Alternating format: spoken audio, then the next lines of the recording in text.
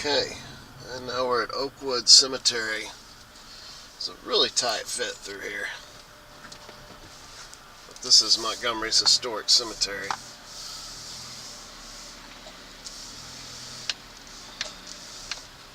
We're on our way to go digging somewhere today. But church is in right now. I'm going to kill a little bit of time. This cemetery was started in 1817, and there was a camp very near here, a prisoner of war camp and training camp, and a lot of that ground is under railroad and development now. But there are some really important figures from the war in this cemetery. Montgomery was the first capital of the Confederacy, and in many ways really the heart of the insurrection, although this area didn't get touched by the war very much. Ultimately, it kind of began here, and they set the capital here, and then quickly moved it to Richmond, partially because of the weather. It's not very nice here in the summer. I think that helped make it an easier choice, but also partially to recruit Robert E. Lee by bringing Virginia into the Confederacy and making Richmond the capital. So let's see if we can find some of the more important Civil War figures that are buried here.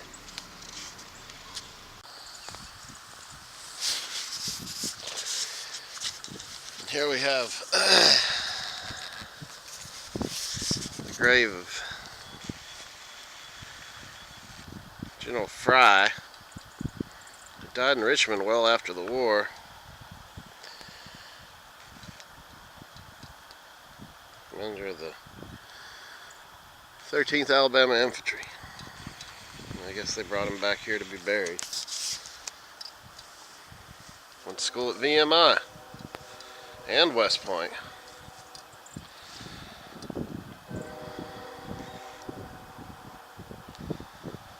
His family owned the Tallahassee Mill, and that's where they ended up making Richmond rifles at the very end of the war.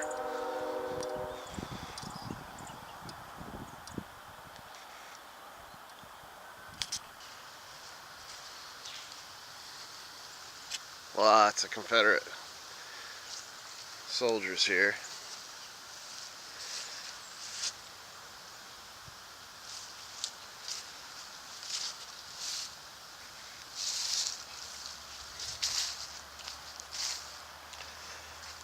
Lots of bibs in this area as well.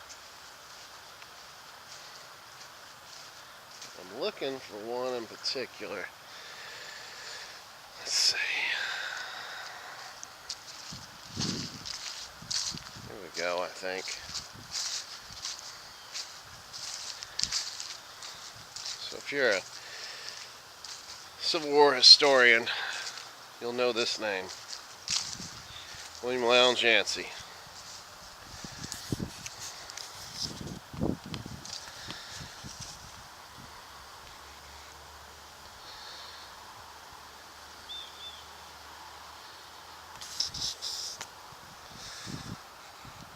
Born in 1814, died in 63.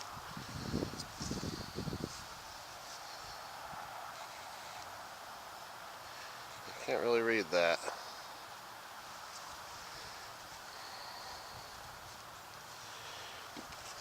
This is a marker probably added a little bit later, but here's his actual grave. W.L. Yancey. Probably one of the men most responsible for the South secession and the start of the Civil War. He was sort of the leader of the Fire Eaters, the most prominent of them, which meant, you know, a well-known orator and politician in favor of secession and ultimately war. Kind of darned to be the consequences. What's interesting is somebody added, maybe, I don't know who, at a later date, this marker, William Lowndes Yancey, where they misspelled his name. And they also listed him as Confederate States Army, and I don't believe he was ever in the military at all. Unless you count his being sent to England as an envoy to request British intervention on behalf of the Confederacy, which was not a successful trip. This is the man that was most expected to succeed Davis as second president of the Confederacy. And some think that's why Davis sent him to England, even though he wasn't necessarily cut out for diplomatic service. He was kind of think about like a Rush Limbaugh of his time. Pretty boisterous, big personality. So that didn't work out, and Davis got him out of the country at least. But a very critical figure in the years leading up to the war and the early war. Without him, things might have been very different.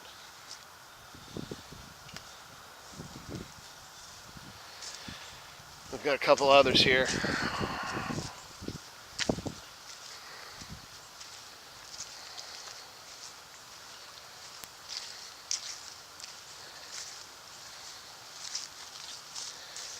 Colonel Lomax, killed at Seven Pines, Virginia.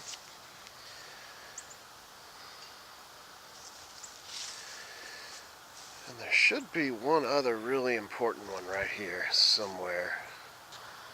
Here's Captain William Baldwin,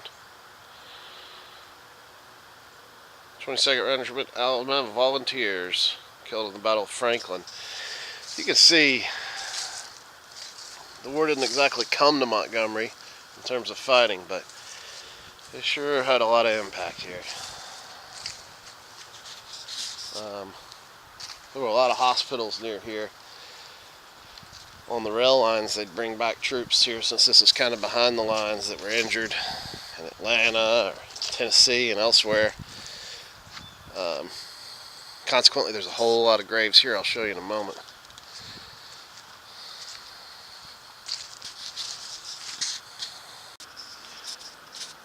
And here we have Congressman Henry Hillard, who was someone who worked for advocacy of abolition of slavery as well. Ties between Montgomery and Washington and Virginia are pretty thick back then. It's interesting to look at now. Alright, I think we found what we were looking for here, with a little help from the overseer, Brigadier General James Holt Clanton. So if you did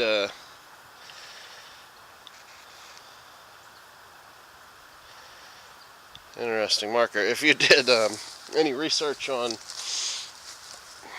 Civil War sites in Alabama, up north especially, this is the commander of many of the troops in the state up at Blue Mountain.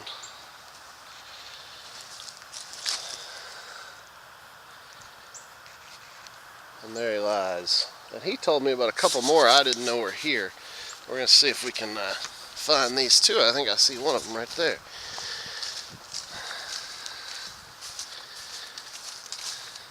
Yeah, I had to go ask where Clanton was because I couldn't find it. And one of the groundskeepers was nice enough to kind of give me a little brief tour and tell me some of the history. Said that this area was called Scott's Free Ground because 10 acres was donated for anybody to be buried who couldn't afford it, and that's how the cemetery got its start. First one in 1818 over there, which this still would have been very much Creek territory then.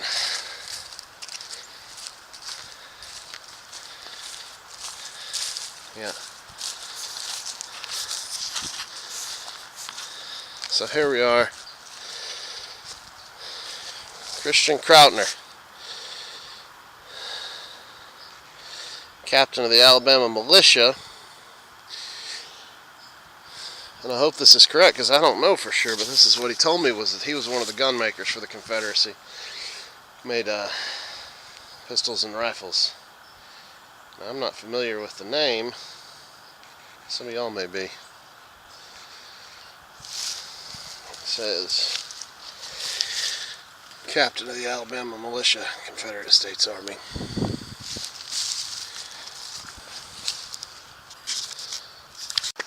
And we got one more here.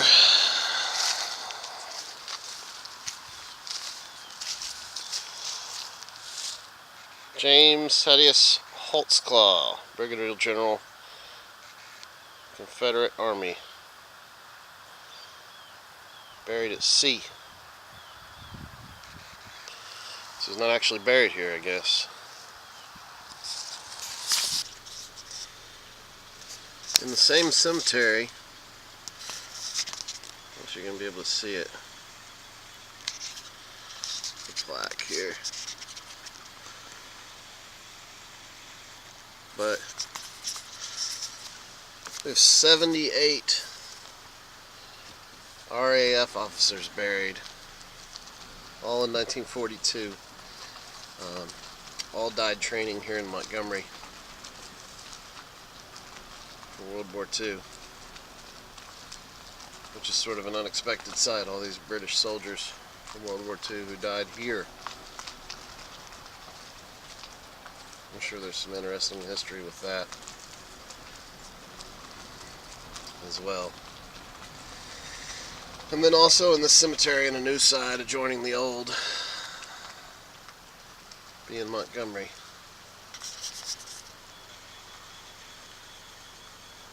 and Hank Williams.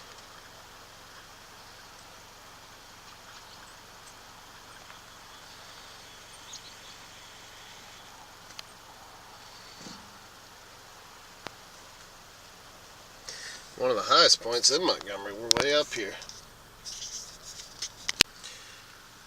And as a side note, I don't know what these empty boxes are. They're obviously not in use. If we were in colder climes, I'd say that that was maybe a holding spot for when the ground is frozen, but that'd be a blue moon in Montgomery, and there's several of them around here. Maybe they were intended to be used and just haven't been yet. Here we have another soldier, Robert Tipton, private, Company K, 2nd Alabama Volunteer Infantry, killed by R.R. Railroad? Killed by railroad in 1898? That's a strange thing to put on a headstone. But this is the main thing I wanted to come here and show y'all. Monument to Civil War dead here, and then a marker to the Confederate hospitals. That's just Civil War hospitals. There's Confederate and Union wounded gentlemen. There were a lot of them in Montgomery. As I stated, even though there wasn't any fighting here, it just kind of gives you a sense of the toll in this part of the world. All these people would have been shipped here. They might have died in camps here, or they would have been shipped from the front lines in Atlanta or Chickamauga, elsewhere, and then died. These men died in Montgomery hospitals, and if you look, there's USA and CSA soldiers here. And the vast majority are like this, unknown, although some are marked. Most are unknown. And I'm out of camera battery, so I'm going to turn it off here, but this goes on all the way down and around the hill. There's thousands of graves. Mostly unknown, both Union and Confederate troops, all who died here in Montgomery without a single battle being fought here. So I think with that in mind, we're going to head on to our site for the day and see if we can find a little bit of what they left behind for us to kind of learn about who they were and what they did here.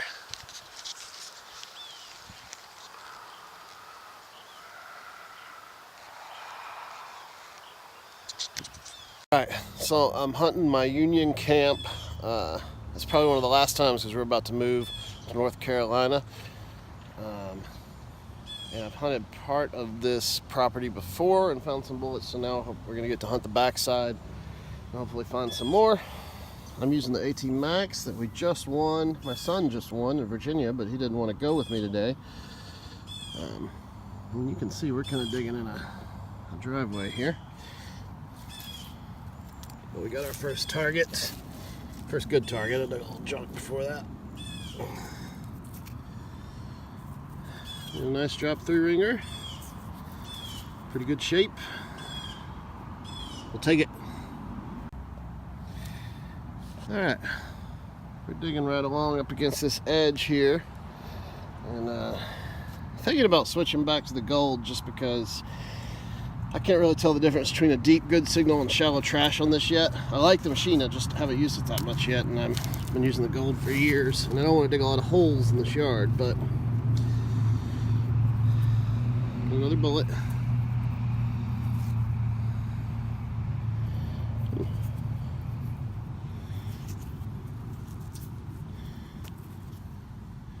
We just dug a carved piece of lead next to it too. We'll keep going. Alright, we got something in the hole down here. You can see it. If we can pop it out.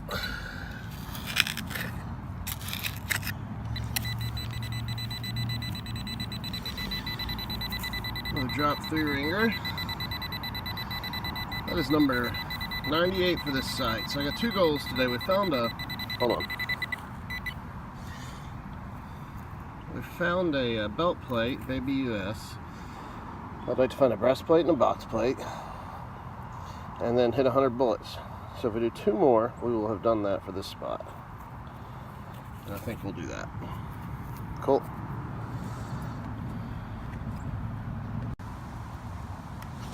Okay, just a minute later, back at you with another here.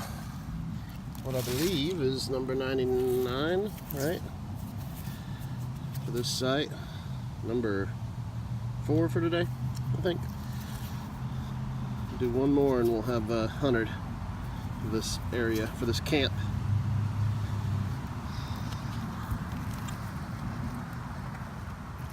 Make sure there's no more in this hole.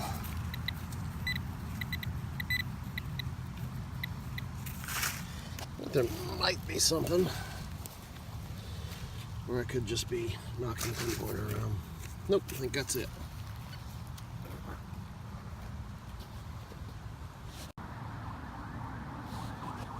Alright, well, I'm still digging next to these green gargoyles with snakes, and out of this hole right here came an item I have already lost. Alright, see if we can find, oh, here it is. Little cat box finial, I think. Kind of falling apart on me though. That's cool. Alright, we moved over to the back of the property. And I was beginning to think we weren't going to find the number 100, but out of this hole, looks like we got Williams Cleaner. I think I nailed it with the shovel a little bit. Right there. But that's number 100. We'll take it. Now for the plates. Up on a hill in an area I've never been in before. Sun's kind of in my face. Dirt's real hot here. Hot enough to mess with the pinpointer. Even if this wasn't a neighborhood with a bunch of trash, I'd probably use the GPX, but yeah, a little pistol bullet of some kind out of there. So we'll see what else comes up. Maybe there's more up on this hill. Alright, well, we're done. Here's our finds for the day. This brass piece, don't know what that is for sure. Several bullets, just standard 3 ringers.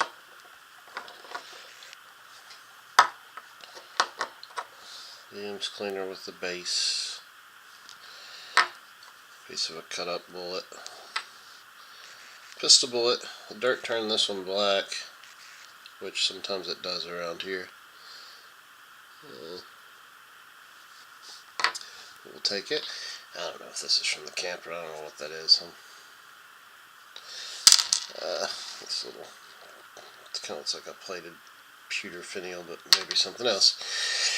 And then here's what we've dug out of this camp so far. So today I think we went to 101 bullets, and you can see there's plenty in here. With some buttons. Not as many as I'd like, and I'm probably leaving some in the ground. Not wanting to dig up people's yards for junk signals, so I'm probably missing some. canteen top, and of course belt keeper, cartridge, another pistol bullet, a baby US. Alright, so that's it for this day. If you were wondering where this site is, all you gotta do is find this sign and you're there.